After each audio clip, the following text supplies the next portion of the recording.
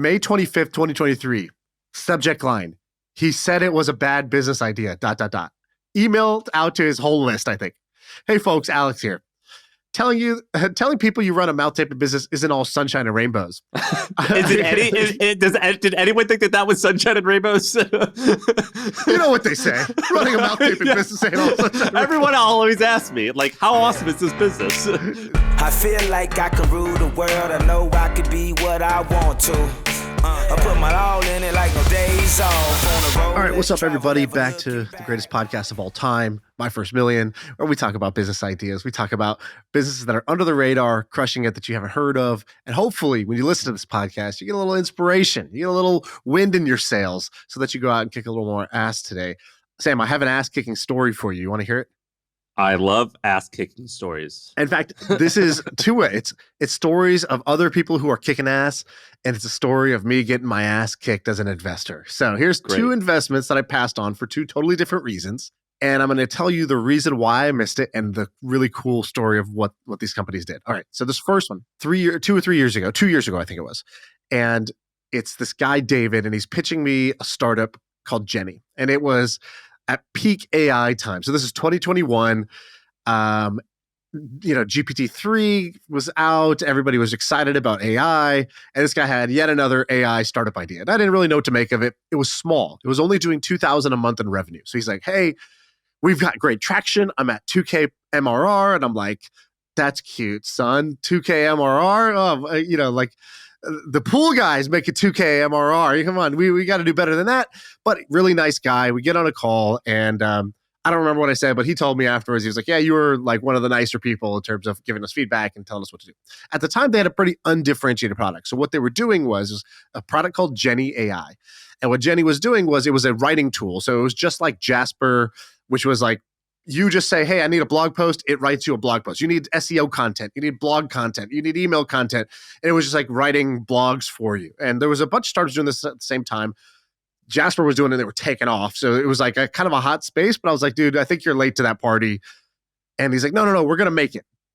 And I like the guy. He told me that at age 16, he just started being an entrepreneur at age 16, trying to build companies, like tried to build a t-shirt company, failed. But that's a rite of passage, is start your first terrible idea. He had gotten that out of the way.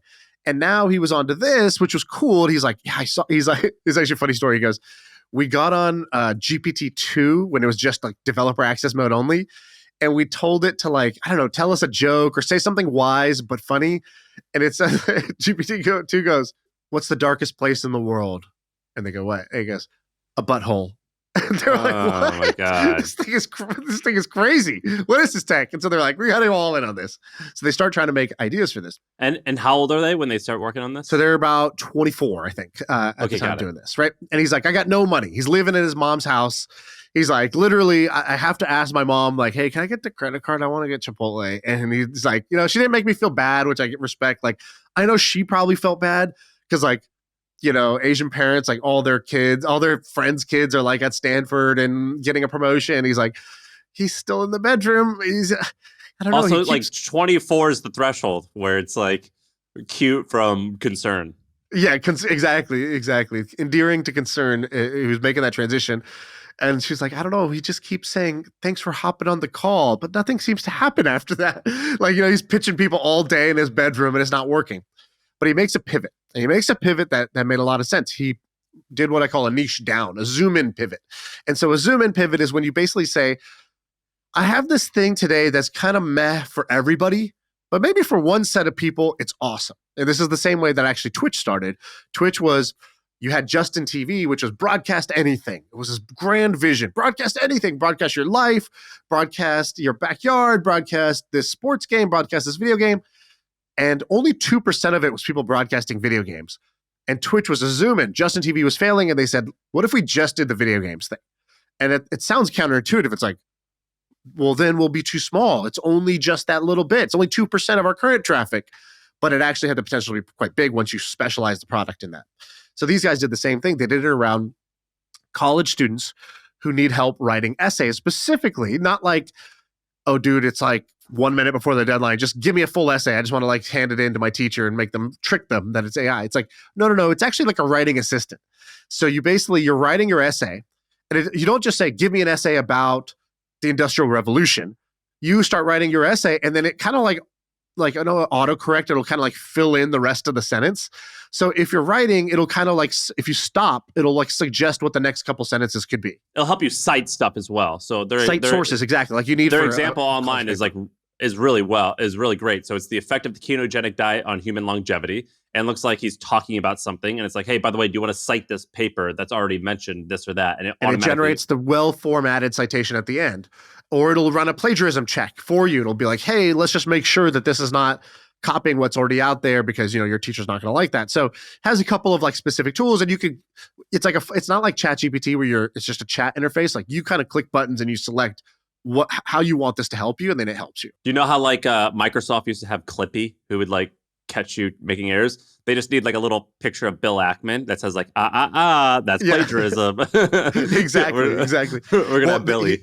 He told me that like basically at the end of the essay, less than 30% has been written by AI. So 70% is written by the student and 30% ends up getting filled in by the AI. Okay, so he gets this idea. But even still, how do you know if this is going to be successful? So now he pitched me 2 years ago at 2,000 in MRR. It's currently doing 300,000 in MRR, so 3.6 million a year. In fact, last year he had an offer to sell the company, I think, for $3 million. And he thought about it. He's like, "Oh my God, I could be a millionaire. I could have $3 million. I'm young. I'm in my early 20s." And he turned it down. And now this company's probably worth 10 to 15 million bucks today. So in six to 12 months, he basically tripled the value of the company. So that's great. So I talked to him and I was like, "Dude, David, what's the story here? What happened?" He's like, well, we talked to you, we did a bunch of things. So here's kind of the story of how they figured it out. So do you want to know the kind of like the startup survival part of it, or do you want to know the strategy of how they made it big? Well, the strategy. I mean, the startup survival mode of it, like he was just probably floundering, but he didn't have any expenses. So like he was kind of default dead, just not even in startup mode, but default dead just his life. I mean, well, he was, but then actually Jason Calacanis' incubator launched, gave him $100K. Just like over email, like here's 100K. And so then they moved to Malaysia to be like, cool, this will last forever here. And so he's like, how do we just make this 100K last as long as we need to survive? Because we don't know if there's ever going to be another investor. They did end up raising more money. They raised like another 800K later. But how did they make this big? So I want to share a couple things. So first, he's like, we do the obvious things. We post about it, whatever. It's not really going anywhere. Then there's three interesting inflections for this business. Inflection one is he does the stuff that doesn't scale. He goes and he fights for that first 100 customers with hand-to-hand combat. And the way he did it is a strategy that the overall strategy of what worked here is I'll call influence the influencers.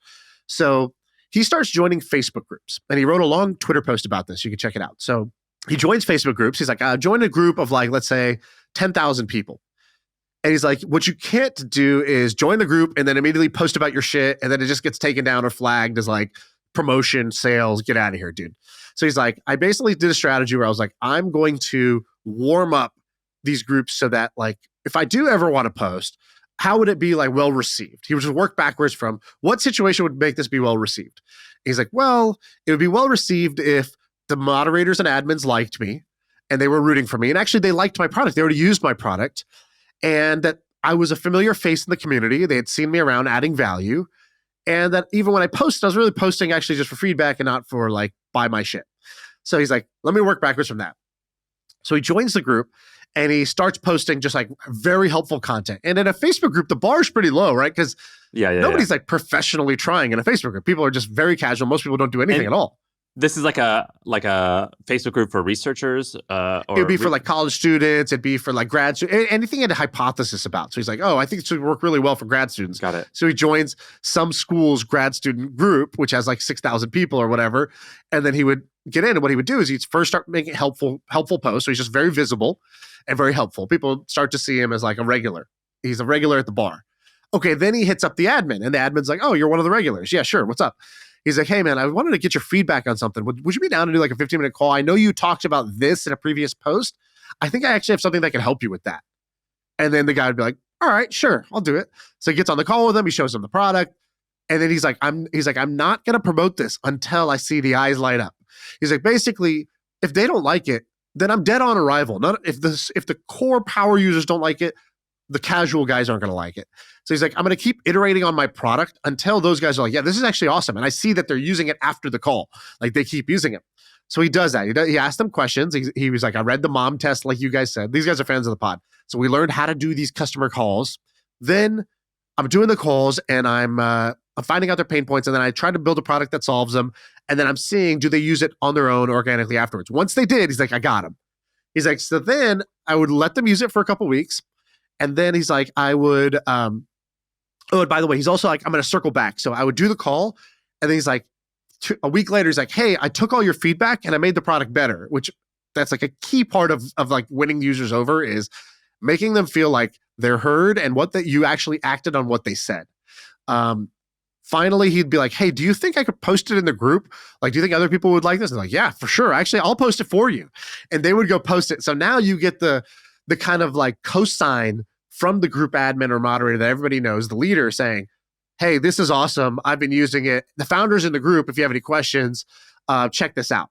So we start getting a bunch of tracks. So you got the first 100 customers through this like very manual process, which was really not as much about getting customers as it was about getting the product right by winning over the customers. This is very similar to you doing the first 100 calls with Hampton members, right? Like you showed me your calendar and I called it the zebra calendar. It's just stripes, just 20-minute calls all day, just like your whole calendar was striped. And I did this with Reddit too, by the way. I did that when the hustle first got popular, is because I posted on Reddit and I did the same thing. I wasn't as eloquent as he was, but I basically just said 10% self-promotion, 90% ad value. So people start getting a reputation. So did you see that there's a movie about the guy, what's his name? Some Roaring Kitty who like did the game stuff. Okay, so Roaring Kitty, the real person, is like a really good-looking guy who was charismatic. Like he kind of looks like he could be an actor, like when you see him talk. And I remember watching that movie and I'm like, dude, the real Roaring Kitty is cooler looking than this actor. Right. I'm looking at David Park do this video and I'm seeing how he dresses and I'm seeing like some of the home videos that he's taken of himself. I'm like, this guy looks like an actor playing him. Do you know what I mean? This guy's got the it factor. Like I can't even hear him talk, but I can just tell by his body language how he dresses. Like this guy's got charisma. Got like the Gen Z haircut. Yeah, this guy's great. Yeah. This guy looks like the actor playing him. Yeah, he's like one of those people where if they wear like clothes that don't fit, it looks good. But if you wear clothes that don't fit, you look like a fucking idiot. He's one of those people who can actually wear clothes that don't fit. Now, let me tell you. Okay, so then here comes phase 2, get lucky. And get lucky is, you know, we've done that thing before about the 4 levels of luck. The first one is just dumb luck. Lightning strikes you. The second one, which is fortune favors the bold. He's taken a bunch of action and he puts himself in a position to get lucky. So there's 2 lucky breaks that happen. The first is this guy Zane, who runs a AI newsletter. I think it's called Superhuman. I think it is Superpowered, Superhuman, something like that. He does this Twitter thread, and it's called 10 websites so useful it feels almost illegal to use them, or something like that. That's the whole thing. That's so funny. That's right? so funny. Classic, like, you know, clickbaity thing. And this thread goes so viral, dude. Guess how many likes this thread has? I don't know, 10,000? 365,000. Dude, I could post a sex tape and not get 365,000. In fact, I probably wouldn't get any likes. But Kim Kardashian can post a sex tape and not get 365,000 likes. What was the joke that you had? You're like, I can't believe one of your friends owns a porn site and it isn't popular. That's like the worst job ever. That's like you. You release a sex tape and no one wants it. I was still chuckling about that later. Your friend who you said has a porn site that's not that popular. And I was like, wow, the worst case scenario. How many downloads did he get from, or how many users did he get from that? So he's like, dude, every minute, he's like, I'd get 10 customers. And he's like, it was just insane. And so he gets like this huge boost, like, you know, whatever. I don't know exactly how much, but like 10x or more, you know, is the revenue. He's at 2,000 before that. And now, the first thing I described is how he got to the first 2,000 in MRR. Then he gets the viral Twitter thing. And now he's in the like tens of thousands of monthly recurring revenue. So what happens after that? Jennifer Lopez does a commercial that's about AI with Virgin Air or something like that. And in the commercial, she's like, oh, I'm not Jennifer. This is Jenni AI. Oh, and so Jenni nice. AI gets a bunch of searches. He's the number 1 search for Jenni AI. And so he's like, I got a bunch of free traffic from that. That helped again.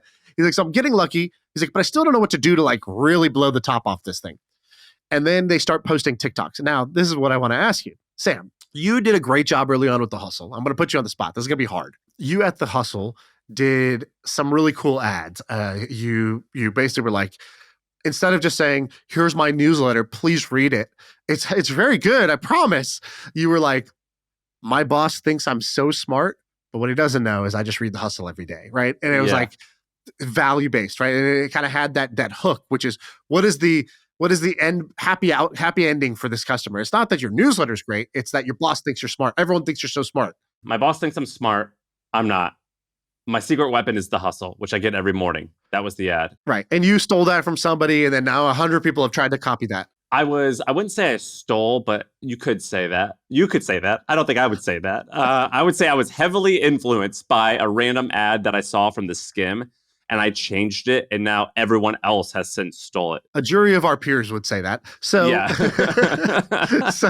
so this guy, now I want you to tell me, if you had to do an ad, right? You're making a short video, a TikTok, and you need to promote Jenni AI. Just let's brainstorm real quick, right? Let's do this. Let's do it live, as Bill O'Reilly used to say. All right.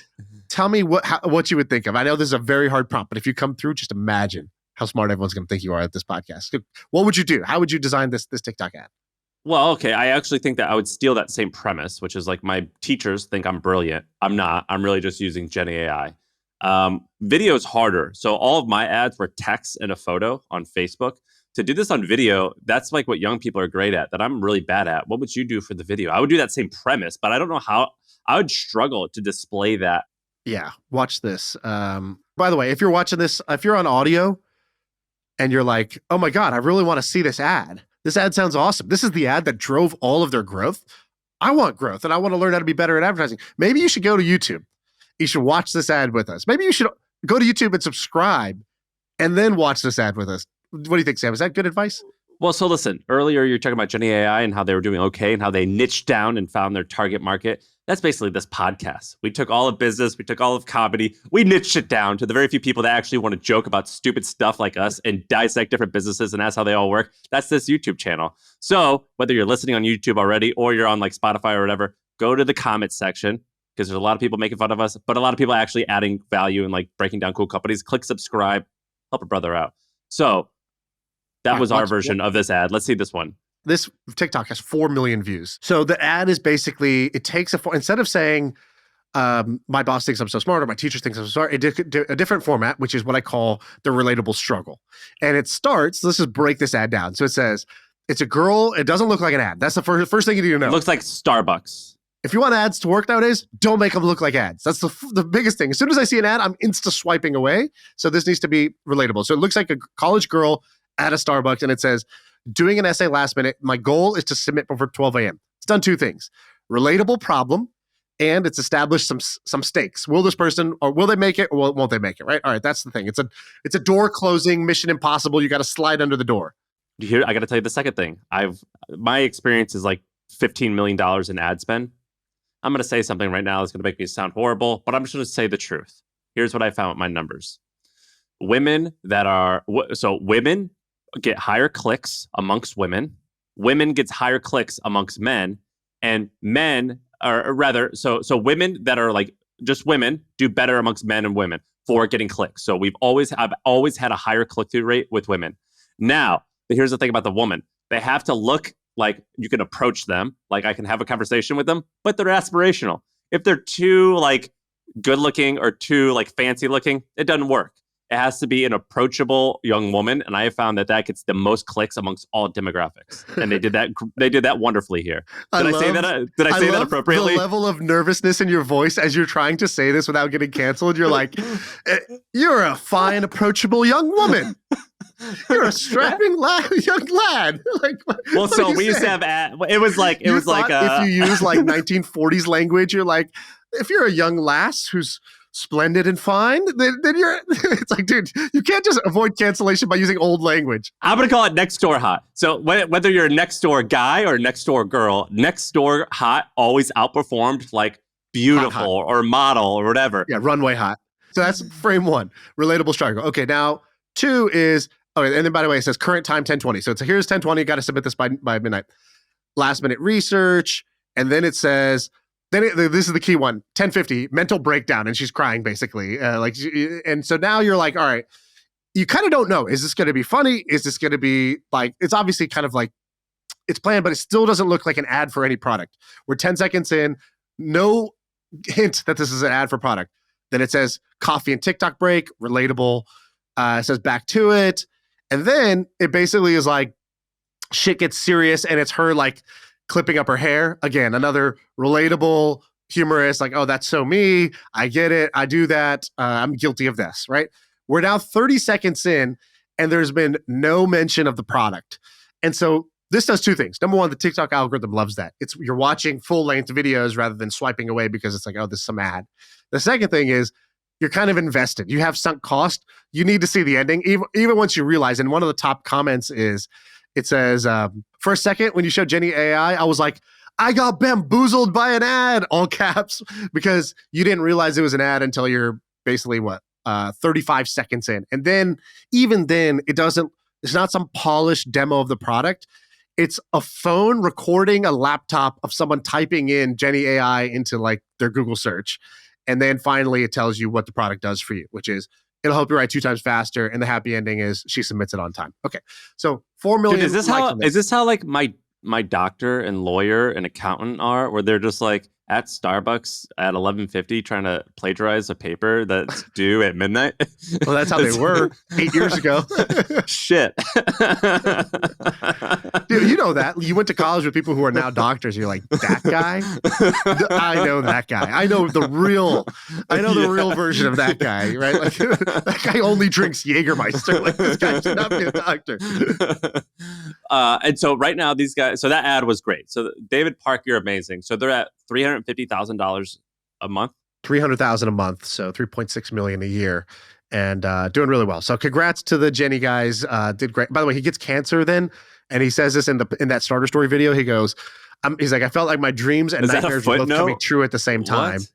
What's that? And that's a footnote to his story. He got cancer. He got cancer during that, like last year or whatever, and then he had a surgery and he got out. And he's good now, and so it's a crazy story, dude. It's a really crazy story. So congrats. By the way, I wouldn't say this is going to be a smart investment yet.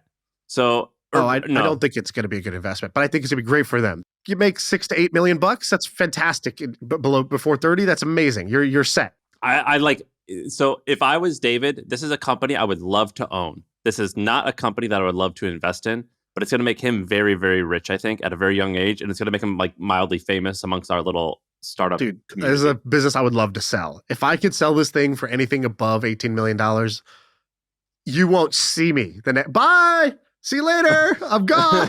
They'll be like, wait, the paperwork's not even signed. I don't care. Bye. It's over. I'm out of here. Because AI moves too fast, dude. I'm not trying to be in the middle of the hurricane of AI and hope that I'm not made obsolete by, one-click ChatGPT or some big company adding this. I think this is actually fairly protected. Like, I don't think it's so niche. I don't think too many people are going to go for it. But I just wouldn't want to mess with this. I also think that college student essay writing isn't like the biggest TAM either. So, I would want to sell on the way up and get out and go do something else. Yeah. And also Sam Altman raised the equivalent of America's GDP, like $5 trillion for whatever whenever I see these numbers, I'm like, that just means nothing to me. I hope I'm dead by the time this becomes a reality. Because is there any Sam Altman story you wouldn't believe?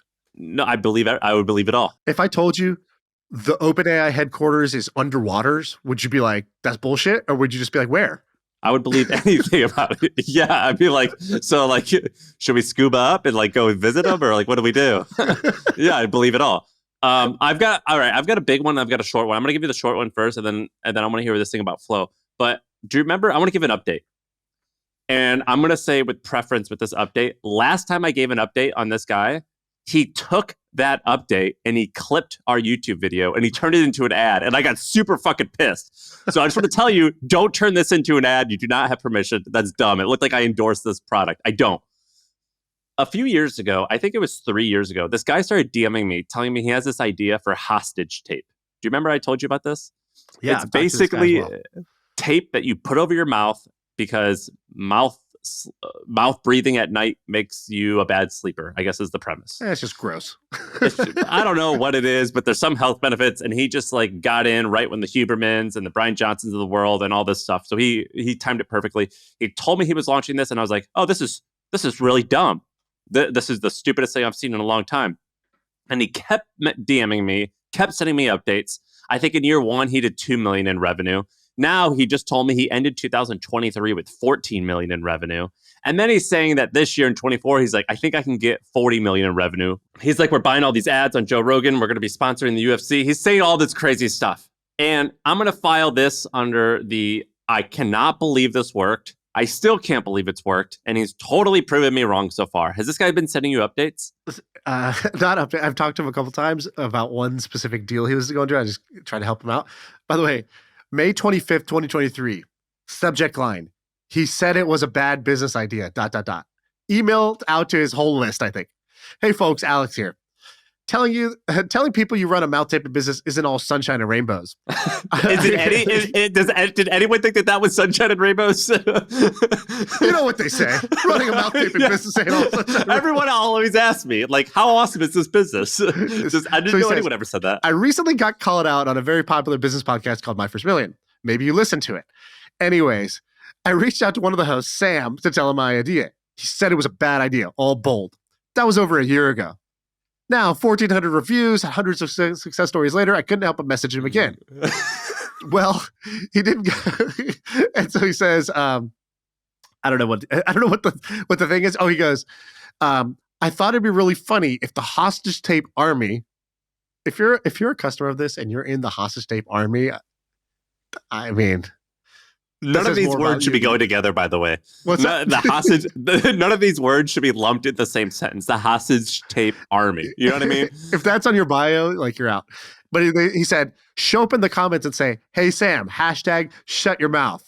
I like that part. That part's pretty good. Hostage tape, shut your mouth. I think that's good. Yeah, that one's good. He goes, I don't want to start a war, but these guys appreciate a good prank. We do. We really do. We do. So I don't know if he did do that. I'm going to click this link. And by the way, he's getting the last laugh. If his tape is untaped, he is getting the last laugh. This guy's winning. He's making a lot of money. People actually want his product. I'm wrong here. He's right.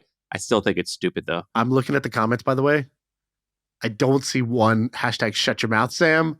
So I don't think hostage tape army showed up. So the cavalry did not appear for this one. But I think it's funny that he's doing this, and I think it's great that he's winning. So God bless him. I got so angry when I saw my face on these ads, though. I started getting these ads, and I'm like, it said like I was like, well, what the fuck? I was making fun of you, and you just totally jujitsu'd me, and now I'm promoting you. All right, you shared an L you took. I'll tell you about an L I take.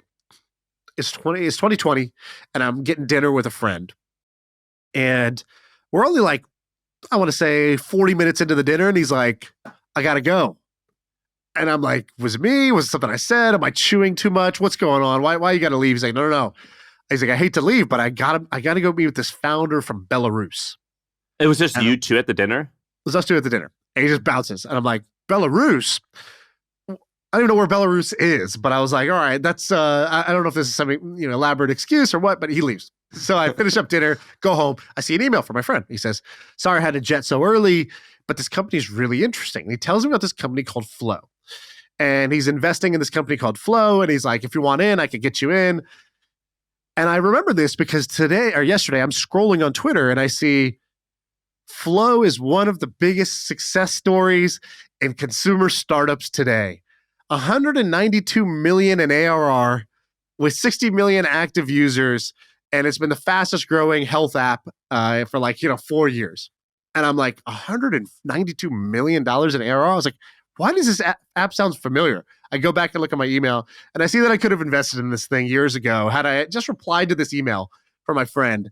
What valuation? I don't know what it was back then because I didn't even reply to ask. But whatever it was, I should have done it because, obviously the thing has been growing so fast that it is, it's become $1 billion company and it's done really, really well. But this company is really interesting. Last pod, you talked about, I forgot what Ammo or whatever it is, like some Eastern European app builder factory. Yeah, they make a variety of apps. Like one's Muscle for men, and then another one was working out for women while the women are on their period. Well, I see your Eastern European women's period app and I raise you because that's what Flow is. Started by these guys out in Belarus, Lithuania, something like that. Two twin brothers, by the way. So the twin brothers, they're raised by a single mother who's a librarian and they're like, yo, we got to make money. Like they're 15 years old. He's like, I was going to school and then I would work a full-time job after school. So I go to school for 8 hours, then I go work for 8 hours. And that's what I did every day as a teenager. He's like, and I just had this like deep, like, we have to figure something out. He's like, so I did two things. He's like, I taught myself how to code. He's like, and I was teaching myself using these like textbooks. He's like, so then I started actually writing books to make some money. He's like, whatever I learned, I would then package up into a book and I would write it. He's like, I've written, a bunch of books. And then I became a book publisher. I started publishing. It's like I've published 1,000 books now.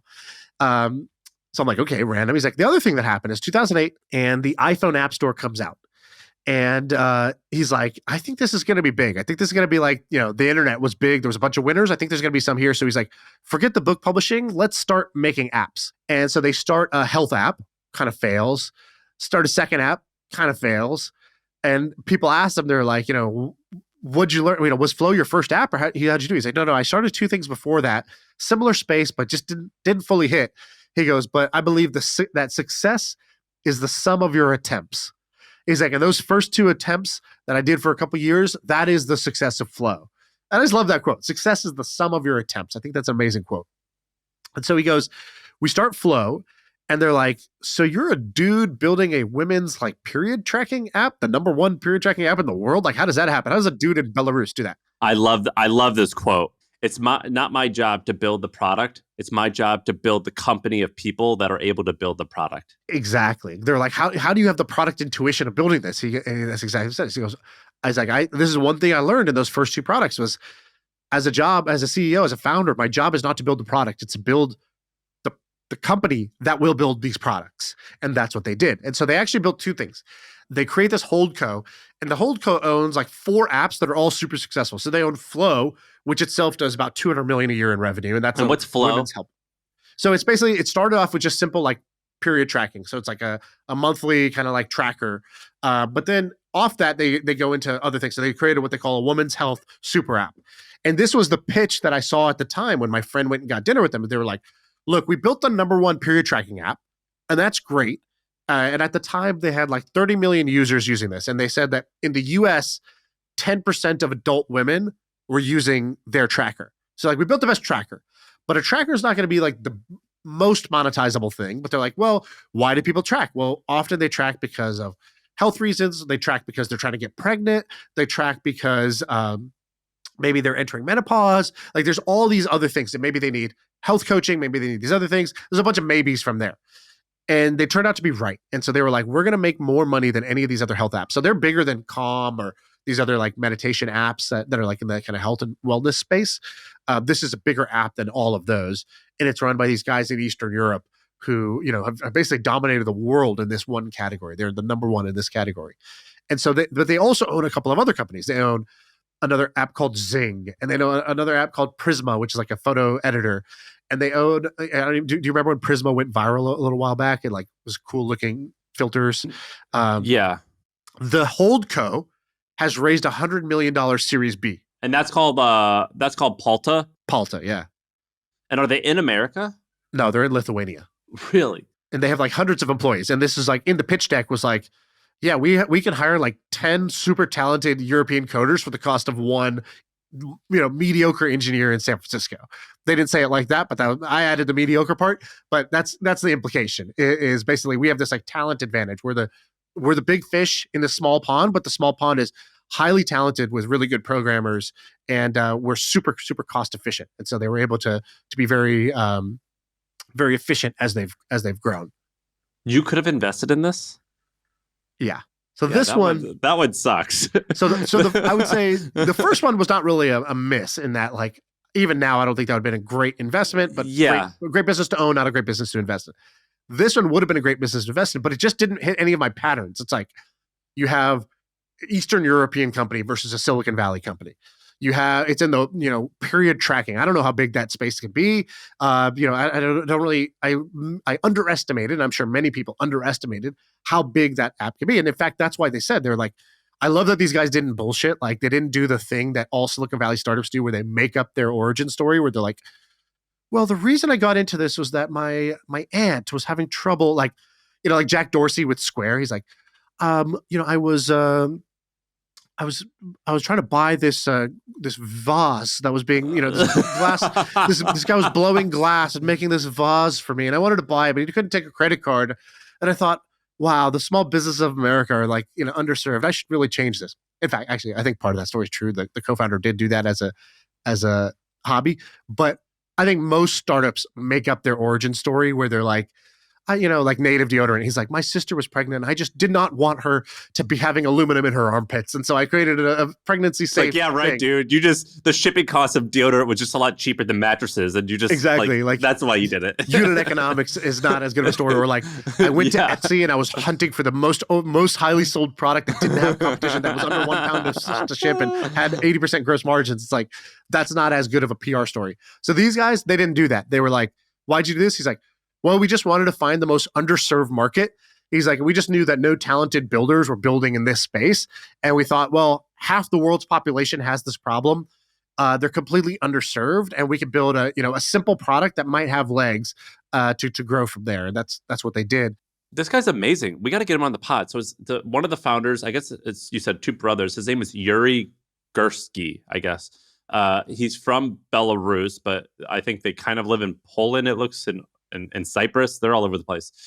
But he's really successful. So like you kind of acted like he was like a young kid just like blogging and packaging his blogs into books. No, these guys are gangsters. Yeah, like these guys are ballers. And he's had multiple companies that he sold. One he sold to Facebook, one to I actually don't know how to pronounce this. What's mail.ru? It's the Russian guy Yuri Miller. Yes. He sold one to Google. Like these guys are hardcore. These guys are awesome. Yeah, these guys are kicking ass. And so they, he's basically like, they were like, what do you think contributed to the success of this? He's like, well, the biggest thing is we picked the right market. And I love that he said this because I think this is where he even said this. He's like, you need 3 things: the right target market, the right timing, and then the right people to execute on it. He's like, most people don't get the first 2 right, but that's your rising tide. If you can pick the right market and the right timing. He's like, we picked basically this underserved women's health market, and we started in 2008, right? When the App Store came out, that's when we started making apps. So we were early, and we went to the underserved market that had demand. From there, all we had to do was just hire good people, and it would work out. And I think that most people, when you talk to entrepreneurs or the way their brain works, if you had to make like a pie chart, it would be like, number 1 is like, how cool is my idea? So it's like not market, but it's more product. They focus on the product, then they focus on the people. And then last is like they kind of think about what market they're in. And what they try to do, which I think is a bad strategy, a mistake I made many times, is like build the best product in a whatever market, in a meh market. But you'd rather go into an amazing market and build a good enough product. That's like where a lot more success comes. And the best example of that, I believe it was Coinbase. They were like, our website early on sucked. Like it went down all of the time, but we picked a market that people were begging for it and that they were willing to put up with a really crappy product. And speaking of these apps, Michael Acton Smith from Calm, he gave me this great like soundbite one time. We were just talking and he was like, I don't launch these other things. And I kind of had to push the rock up the hill in order to make it work. But I knew that I picked the right market, being calm and meditation. He was like, it was as if I had just was surfing and I just happened to catch this massive tidal wave. And my job was not to push the rock up the hill. It was just to hang on to this surfboard and hope I don't crash because it's pushing me and it's doing all of the work. And that's the difference between something really working and something not working. Because he's like, I had all these amazing things. And he's like, I'm a really good entrepreneur. But I kind of brute forced it into reality. But it was really, really, really hard. And I learned that when you pick the right market and you catch the right tidal wave, that makes life 1,000 times easier. And the hard part is, what people get wrong is, okay, I want to pick the right market. So they just go to the biggest, flashiest market, right? So right now, AI, I got to go into AI. And they go into a super competitive market that's, it is a hot market. There are going to be huge winners there. But the trick, Peter Thiel one time went to a meetup and they were like, what's the key to investing? He drew 2 circles, like a Venn diagram. And he's like, seems like a bad idea. And then the other he wrote, is a good idea. He's like, the problem is most people just do things that sound like a good idea. The problem is everybody else is also doing things that sound like good ideas. So it's tons of competition. And you might be too late by the time it seems like a good idea. He's like, so the secret is, can you find something that today seems like a bad idea, but is actually a good idea? Coinbase started back when Bitcoin was like not considered like an obvious, crypto wasn't the wave back then. It wasn't the trendy thing to do. It was actually an underserved market, but it wasn't, and it was turned out to be a great market, but it wasn't considered already a great market where all the smartest people in the world went and were fighting this like war over there. That's what AI is today. It's everybody agrees it's an incredible market, so they're all going to go fight this battle over there. So you really have to, if you're going to have something, you have to niche down and find some section of that that's underserved, or go somewhere that's today not seen as that. Not like forget AI, find the thing 3 years from now that's AI. This seems like the hostage tape guy giving his TED talk. He's going to be standing there like this, talking about the Venn diagram of bad ideas and good ideas. And then his idea is just going to be in the circle of the bad ideas. Yeah. It's like, no, you got to be in the middle. I'm sorry, hostage tape guy. You're right. I'm wrong. You're the one winning. This is amazing. These guys are amazing. I would love to get this guy on the podcast. Is he speaking? I imagine he's an English speaker, right? Or partially? Dude, he probably speaks better English than us. Yeah. Is there anything this guy can't do? Like, would you, Yeah. if one guy had to save my life and they were like, how about this guy? I'd be like, yeah, sure. I'm sure he could do it. Yeah. Yeah. And if you Google this guy, so his name's Yuri Gursky. Sorry, I'm probably pronouncing it a little bit incorrect. He's got the perfect balance. He's got that next door hot look. You know what I'm saying? It looks like you could chill with him a little bit, but he also looks like he could really mess you up physically. Like he does a good job of having that next Sounds door like you look. want him to mess you up physically a little bit. Yeah. Dude, I get so many messages or comments of people making fun of me, and they either think I'm gay or they're just like, dude, why are you commenting about people's calves all the time? And I'm totally just like giving into this. By the way, do you have something to promote today or what? Now it's time. Right now, we're talking about some of the best execution we've seen, some of the best, most talented people we've seen. And are they sitting in America? No, they're overseas. Actually, everyone has been overseas. Everybody we've talked about has been overseas. And that's because the world has changed. There's talent everywhere. And for you as an entrepreneur, one of the things you should be doing is leveraging that global talent. The way to do that is to go to Shepherd and just tell them what you need. All you do is you go there and you're like, hey, I think we need a developer. I need an engineer, or I need a designer, or I need somebody who could do all of our influencer marketing. Whatever you don't have time for, that's the bottleneck of your business, go to Shepherd, tell them what you need, and they will find you somebody. A couple of weeks, you will have talent in place, usually for 5 times less than you'd hire for in America. This is a not so secret anymore. For my e-commerce company, I think 40% of our staff is international. We get tremendous cost savings, and we get some of the best talent by looking overseas, looking where other people aren't looking. If you're hiring in the same place that everybody else is hiring, you're not going to make it. They're doing developers now? They do developers, yeah, because they do LATAM. So one of the things I've been using is all their like LATAM talent, so Latin America, where you get a lot more of 2 things. One is a shit ton of MBAs. So like I needed an operations person. I was like, my COO is just like, I feel like every COO is overworked. Like, I don't know if you've ever had this, but like the entrepreneur always just gives the COO everything they don't want to do, which is like 85% of all the work in any business. Like just gets dumped on the COO. It's like, yeah, that's operational. You should figure that out. And so I was like, dude, my COO needs a COO. And so we started hiring operations people from South America because they have basically people who are, MBAs. So they're like trained that way. They've been doing consulting for years, and they make like, let's call it $3K a month. And so compare that to in America, you'd probably be paying 12 to 15K a month for that same talent. So, 4 to 5 times more. And so we found some awesome, both developers and operations people in LATAM. That's what I go for there. And then like, kind of like customer service, design, anything that's like data, marketing assistant, that's all Philippines for me. Wow. All right. Well, and what's the URL? Supportshepherd.com. Go to supportshepherd.com. And then when you're there, tell them I sent you. They'll take care of you. Do we want to round out with the 3 random things you have here? Yeah, I got some random things. I don't know which one we want to do. Did you watch the Super Bowl at all? Yeah, I'm not like a sports guy. But I watched it just because it was a big deal. And you have Jason. How do you say the guy's last name? Kelce. Jason Kelce over Travis Kelce. Travis guy seemed pretty likable in his post game like interview. Like he seemed like a big goofy idiot in the best possible way.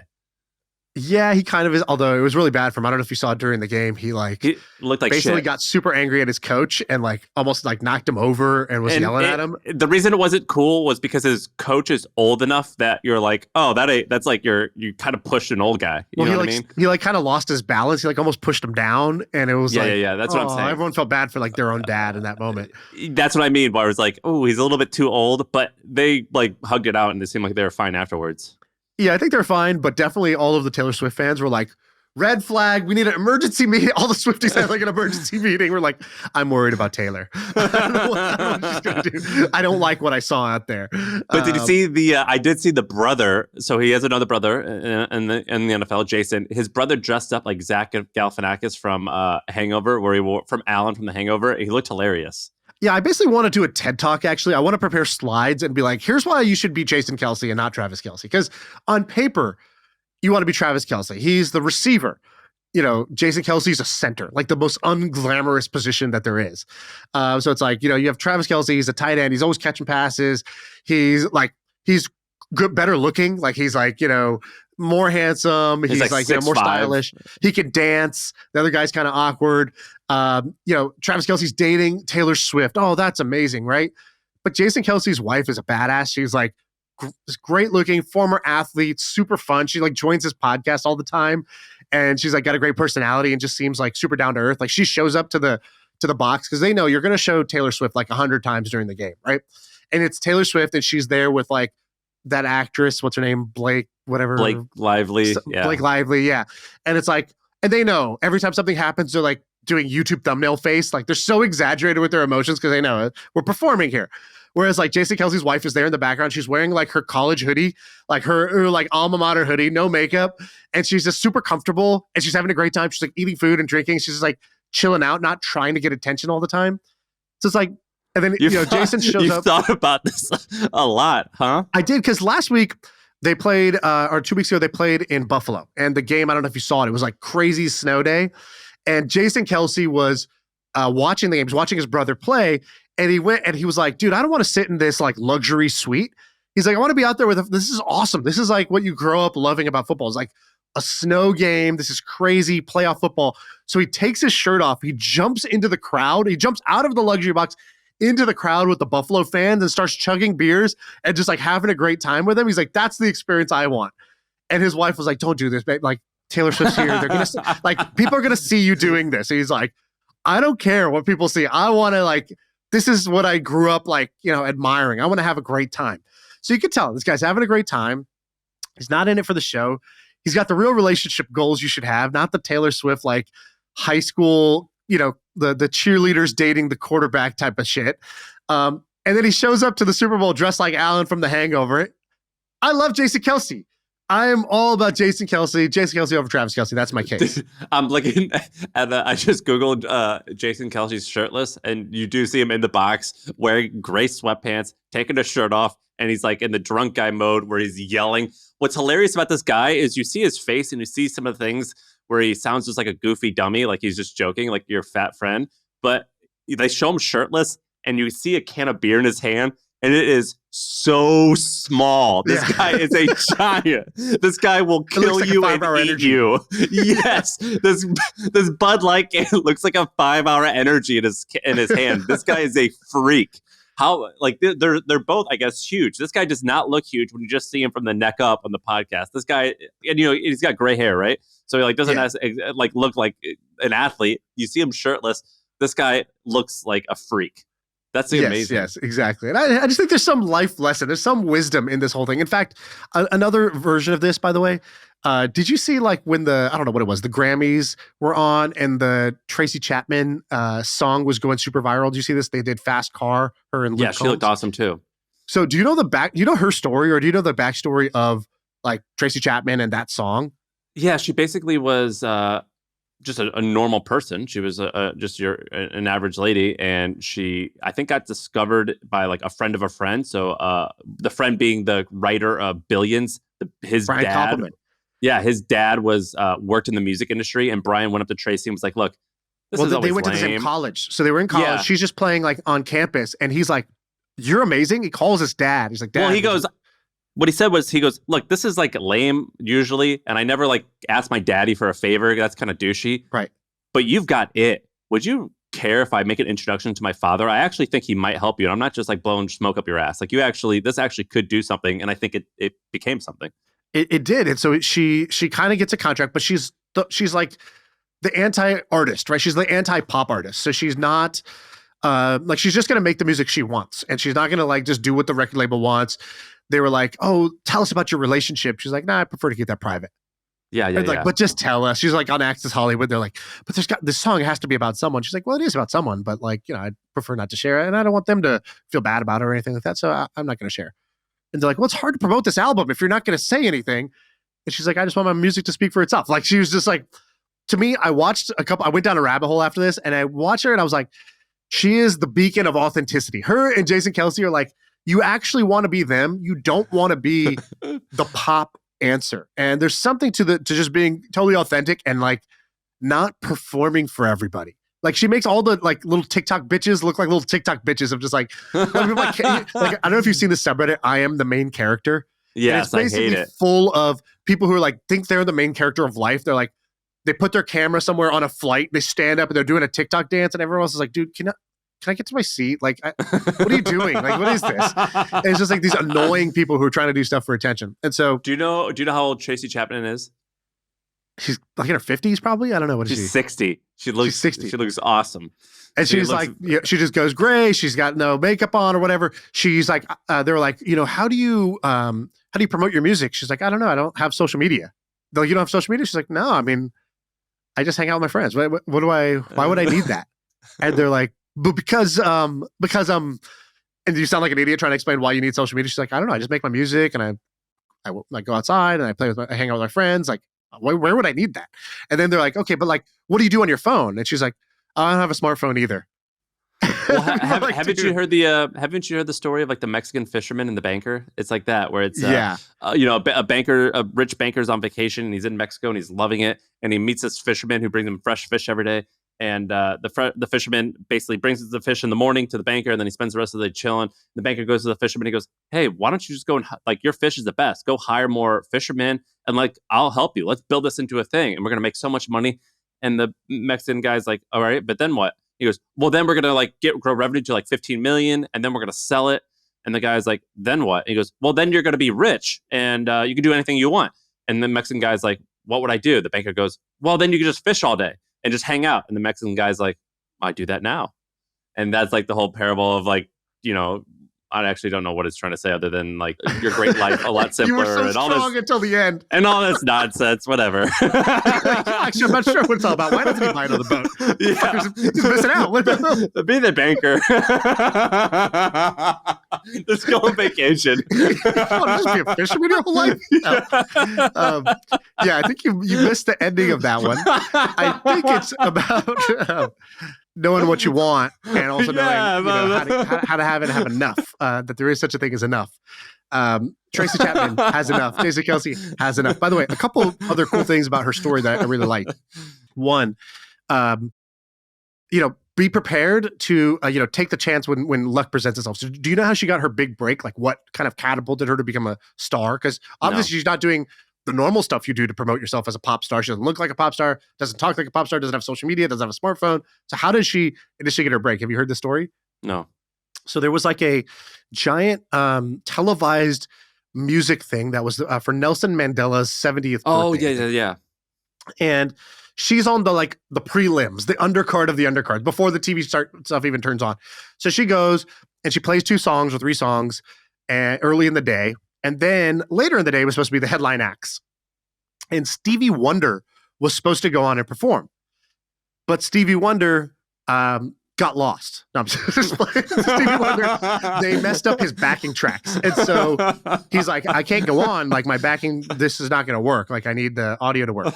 And so they were like, shit, the audio's messed up. We need somebody to go fill 6 minutes of time here before the next act and give us some time to fix this. Who can go on and who can play with no backing tracks and just go on acoustic and kill it?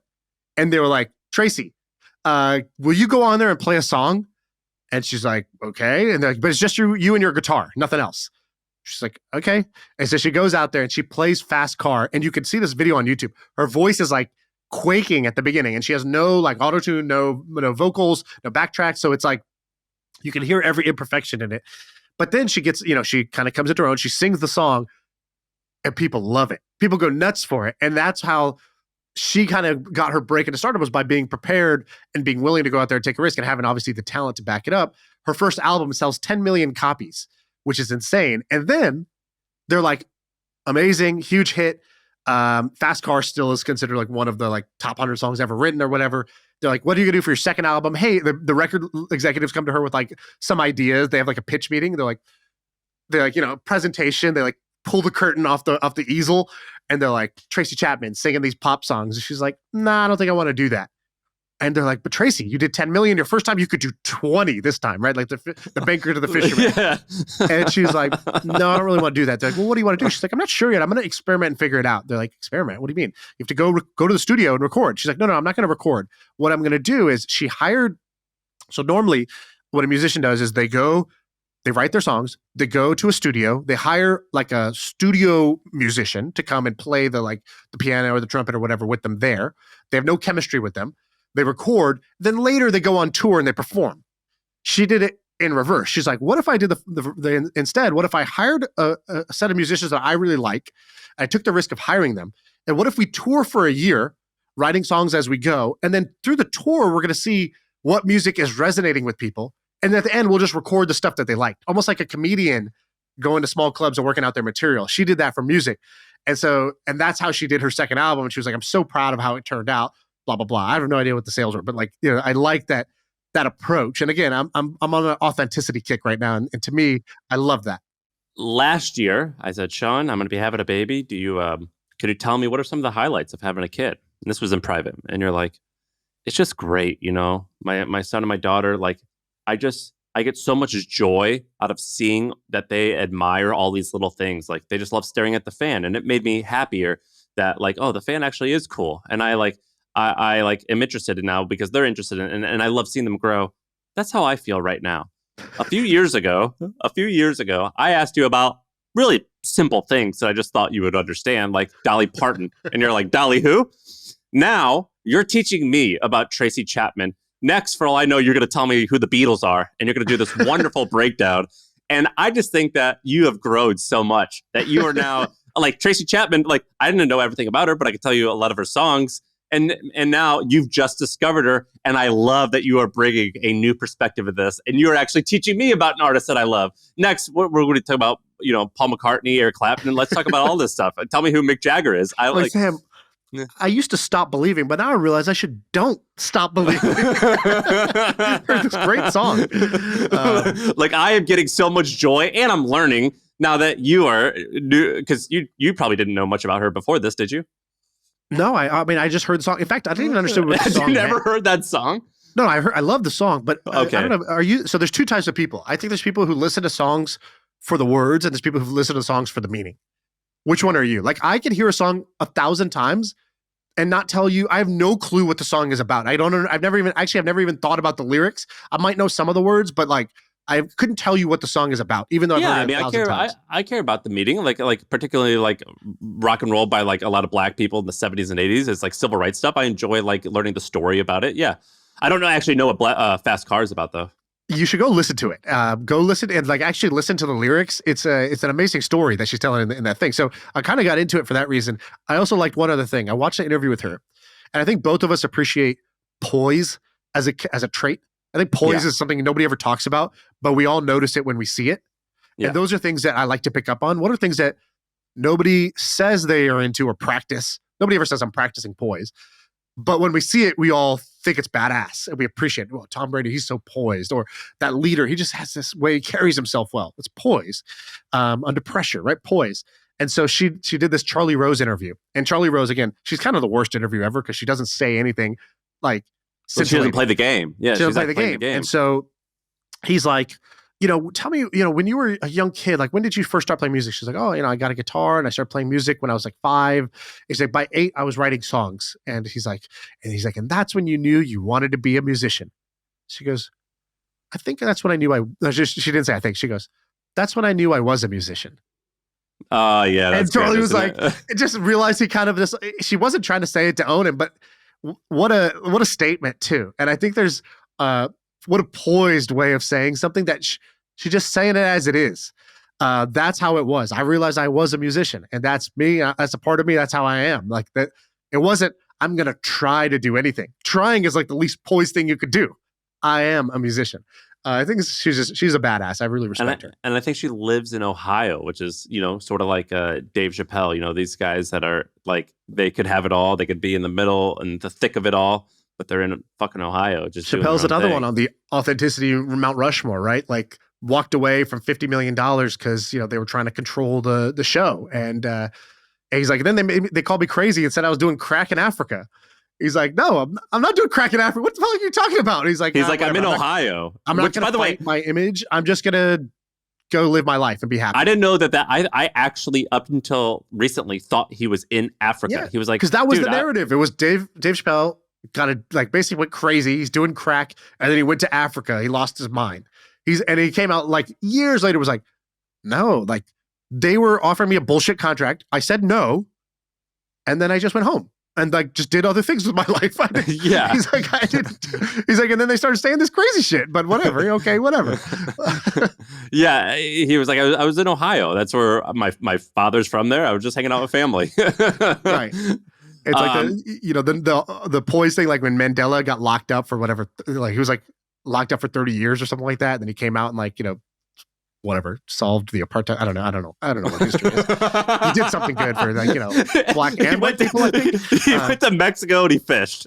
Yeah. He was fishing with a bunch of Mexicans. Who knows what he did? But the thing that he said was badass. He was like, they were like, aren't you angry or resentful at the people that put you in jail for 20, 30 years or whatever? And he was like, no, I was preparing. He said, I was preparing for this. And I was like, that's awesome. Man, that's a cool way of saying it. Shaan, coming through big time. This is the Shaan Puri episode. That was a good one from start to finish. Am I cultured now? I think I'm cultured. I think so. I think the second you give props to Tracy Chapman and Nelson Mandela, I think that you've crossed the chasm, my friend. When you leave milk out for a while, it becomes yogurt. It's cultured. That's what happened to me. I just sat out for a while and it happened. It only took you a few dozen years, but you've crossed the threshold. Congratulations. Good job. Good pod. If you're a fan of this, you got to subscribe. If you want more Tracy Chapman stuff, but also the occasional joke about Mexican fishermen that we totally skipped over and don't understand the meaning of the story, you got to subscribe. That's the pod. Thanks. I feel like I can rule the world. I know I could be what I want to. I put my all in it like no days off. On the road, let's travel, never looking back.